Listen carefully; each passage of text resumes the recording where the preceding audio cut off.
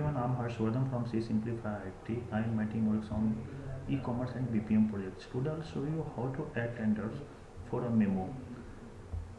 For this, I have made a screen that is add tender.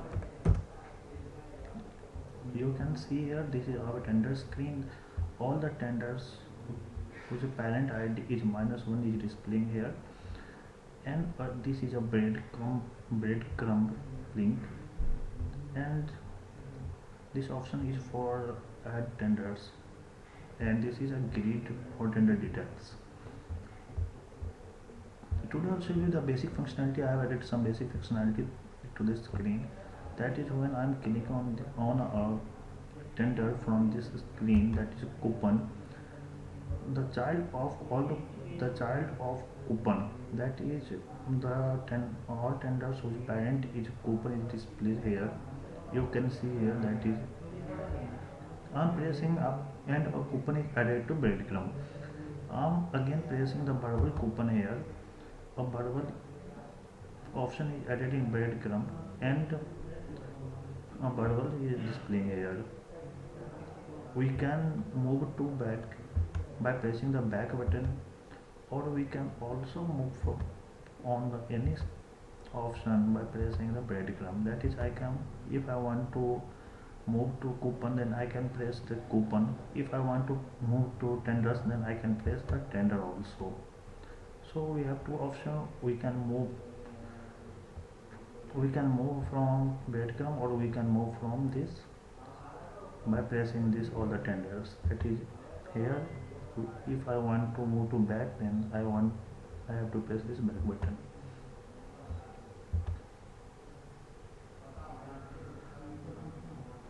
If a user pressed any button that child is not available, then for this focus is here also automatically, and a user can enter the barcode for this tender.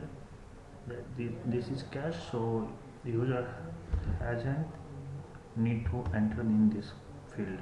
And amount, I'm entering this amount, and by pressing the add button, a grid is populated here. I'm again pressing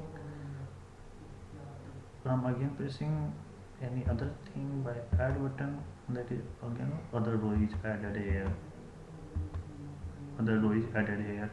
I can delete from here by pressing this delete button.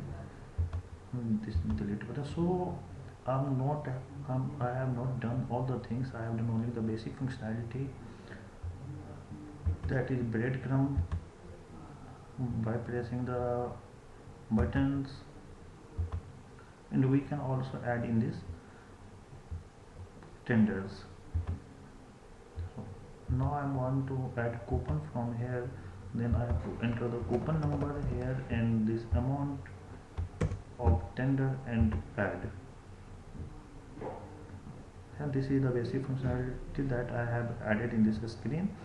In next part I will show you the other functionality and extended functionality of this screen.